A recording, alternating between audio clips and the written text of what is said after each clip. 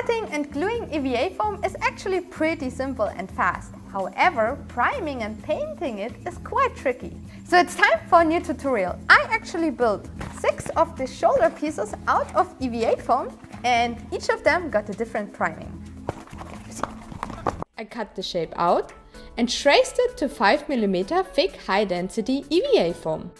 I also added a smaller additional detail piece. After I cut them all out with my box cutter, I sanded the edges with my Dremel and applied a thin layer of contact glue to both of their sides. I waited a bit and then carefully pressed both parts together. To get the armor piece nice and round, I heated up the foam and pressed it in shape using an acrylic half sphere. My Dremel was also super helpful to smooth out the top seam. Next, I glued my detail part onto my base shape, sanded them pretty and added one more piece on top. Looks good! To close the pores of the foam, I heat sealed it with my heat gun next. Sadly, this step also shrinks the foam and opens up some ugly gaps here and there. To close them again, we're using a tip we saw at Evil Ted's channel, using a product called Quick Seal. Benny took a little drop and directly applied it with his finger. Then he just used some water to smooth it out.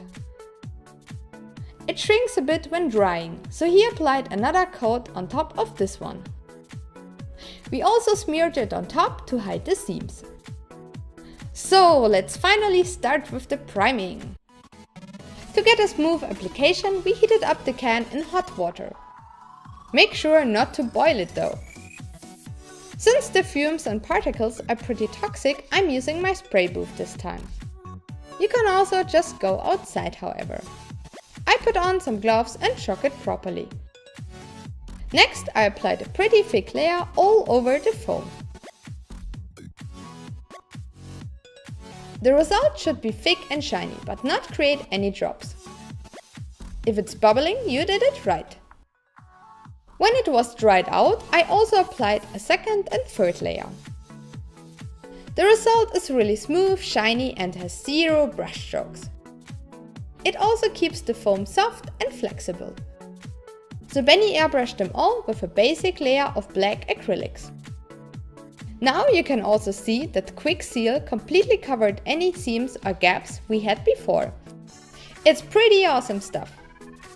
Just because Benny had nothing better to do, he also added a bit of silver on top. This primer is clearly the best surface. No brush strokes, no drops, no clumps. The result is again very flexible and strong. Like with them all, I get plenty of wrinkles when I do this.